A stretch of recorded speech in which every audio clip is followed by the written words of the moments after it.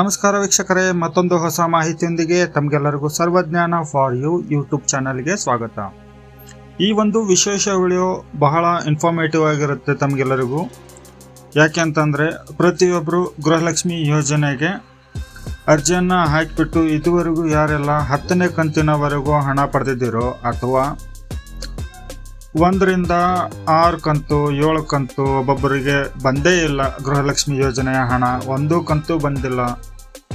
ಹಾಗಾಗಿ ಈ ಒಂದು ವಿಡಿಯೋ ಬಹಳ ಇನ್ಫಾರ್ಮೇಟಿವ್ ಆಗಿರುತ್ತೆ. ಎಲ್ಲ ಮನೆ ಯಜಮಾನಿಯರು ಯಾರೆಲ್ಲ ಗೃಹಲಕ್ಷ್ಮಿ ಯೋಜನೆಗೆ ಅರ್ಜಿಯನ್ನು ಸಲ್ಲಿಸಿದ್ದೀರಾ ಅಂತಹ ಫಲಾನುಭವಿಗಳಿಗೆ, ಒಂದು ಮನೆ ಯಜಮಾನಿಯರಿಗೆಲ್ಲರಿಗೂ ಇದೊಂದು ವಿಡಿಯೋ ಭರ್ಜರಿ ಗುಡ್ ನ್ಯೂಸ್ ಆಗಿ ಇರುತ್ತೆ. ಸೊ ಹಾಗಾಗಿ ವಿಡಿಯೋನ ಸ್ಕಿಪ್ ಮಾಡದೆ ಕೊನೆಯವರೆಗೆ ನೋಡಿ.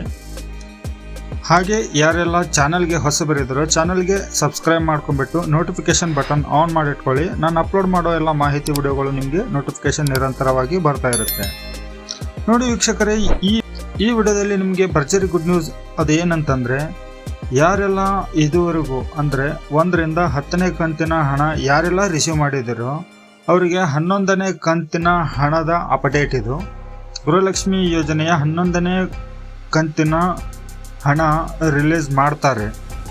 ಅದು ಯಾವಾಗ ಅಂತ ಹೇಳೋದಾಯ್ತಂದರೆ, ಅದಕ್ಕಾಗಿ ಅಧಿಕೃತವಾದ ಡೇಟ್ ಇನ್ನೂ ಯಾವುದೂ ಫಿಕ್ಸ್ ಆಗಿಲ್ಲ, ಬಟ್ ಕನ್ಫರ್ಮ್ ಇದೆ. ಆದರೆ ನಿಮಗೆ ಹಣ ಬಂದೇ ಬರುತ್ತೆ.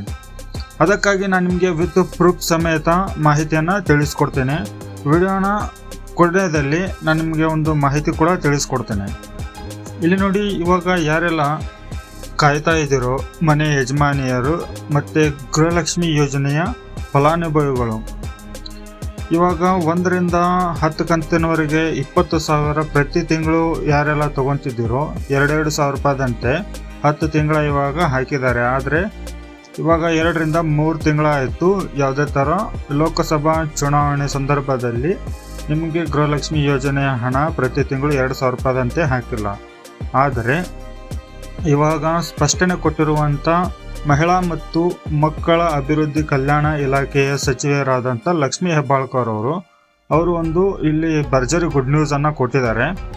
ನಾನು ಇಲ್ಲಿ ಒಂದು ಸಣ್ಣ ವಿಡಿಯೋ ಕ್ಲಿಪ್ಪನ್ನು ನಾನು ನಿಮಗೆ ಪ್ಲೇ ಮಾಡಿ ತೋರಿಸ್ತೇನೆ. ಇದರಲ್ಲಿ ನಿಮಗೆ ಪೂರ್ತಿ ಕನ್ಫರ್ಮ್ ಆಗುತ್ತೆ ಯಾವುದೇ ಥರ ಗೃಹಲಕ್ಷ್ಮಿ ಯೋಜನೆಯ ಹಣ ಬರುತ್ತೋ ಇಲ್ವೋ ಅನ್ನೋದನ್ನು. ನೀವು ಈ ವಿಡಿಯೋನ ನೋಡಿಬಿಟ್ಟು ನೀವೇ ಡಿಸೈಡ್ ಮಾಡ್ಬೋದು, ಕಾಂಗ್ರೆಸ್ ಸರ್ಕಾರದಿಂದ ಈ ಯೋಜನೆ ಬಂದ್ ಆಗುತ್ತೋ ಇಲ್ಲೋ ಅಂತ ಅನ್ನೋದನ್ನು. ನಾನು ಈ ವಿಡಿಯೋನ ಪ್ಲೇ ಮಾಡ್ತಾ ಇದ್ದೀನಿ. ಇದೇ ಇವತ್ತಿನ ಒಂದು ಭರ್ಜರಿ ಗುಡ್ ನ್ಯೂಸ್ ಆಗಿರುತ್ತೆ ಗೃಹಲಕ್ಷ್ಮಿ ಯೋಜನೆಯ ಎಲ್ಲ ಫಲಾನುಭವಿಗಳಿಗೆ. ಗೃಹಲಕ್ಷ್ಮಿ ಯೋಜನೆ ಸೂತ್ರಧಾರರು ತಾವು ನನಗೆ ನೋಡಿದ್ರೆ ಇಡೀ ರಾಜ್ಯದಲ್ಲಿ ಗ್ಯಾರಂಟಿ ಕೈ ಹಿಡಿದ್ರೆ 14-18 ಸ್ಥಾನ ತನಕ ಹೋಗ್ತದೆ. ಗ್ಯಾರಂಟಿಗಳಿಂದ ನಿಮಗೆ ನಿರೀಕ್ಷೆ ಮಟ್ಟ ನೋಡಿ, ಗ್ಯಾರಂಟಿಯಿಂದ ನಿರೀಕ್ಷೆ ಮಟ್ಟ ಅಂತ ಈಗಲೇ ಹೇಳಲಿಕ್ಕೆ ಆಗೋದಿಲ್ಲ.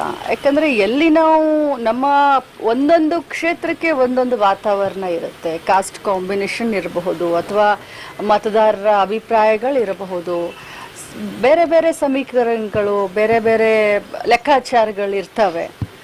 ಸೊ ಇದನ್ನೆಲ್ಲ ಸಮೀಕ್ಷೆ ಮಾಡಿ ನಾವು ಮಾತನಾಡಬೇಕಾಗುತ್ತೆ. ಗ್ಯಾರಂಟಿಯಿಂದ ನಮಗೆ ಲಾಭ ಆಯಿತು ಅಥವಾ ನಷ್ಟ ಆಯಿತು ಅನ್ನೋದಕ್ಕಿಂತ ರಾಜ್ಯದ ಮಹಾಜನತೆಗೆ ನಾವು ಸ್ವಾರ್ಥವನ್ನು ಬಿಟ್ಟು ಏನು ನಾವು ಅವ್ರಿಗೆ ನಮ್ಮ ವಿಧಾನಸಭಾ ಚುನಾವಣೆ ಪೂರ್ವದಲ್ಲಿ ಅವ್ರಿಗೇನು ನಾವು ಗ್ಯಾರಂಟಿಗಳನ್ನು ಕೊಟ್ಟಿದ್ವಿ ಅದನ್ನು ನಾವು ಅನುಷ್ಠಾನ ಮಾಡ್ತಾ ಇದ್ವಿ. ಬಟ್ ಅದರಿಂದ ಲೋಕಸಭೆಗೆ ಎಷ್ಟು ಲಾಭ ಆಯಿತು ಅಥವಾ ನಷ್ಟ ಆಯಿತು ಅನ್ನೋದನ್ನ ಈಗ ಕೂತ್ಕೊಂಡು ನಾವು ಅದನ್ನು ಲೆಕ್ಕಾಚಾರ. ಫಲಿತಾಂಶ ಬಂದ ನಂತರದಲ್ಲಿ ಕೆಲವರು ನಿಮ್ಮದೇ ಪಕ್ಷದ ನಾಯಕರು ಗ್ಯಾರಂಟಿಗಳನ್ನ ಇನ್ನೊಂದ್ಸಲ ಪುನರ್ ಪರಿಶೀಲನೆ ಮಾಡಬೇಕು, ನಿಲ್ಲಿಸಬೇಕು ಅನ್ನೋ ಒತ್ತಾಯಗಳನ್ನ ಹೇಳಿಕೆಗಳನ್ನ ಕೊಡ್ತಾ ಇದ್ದಾರೆ.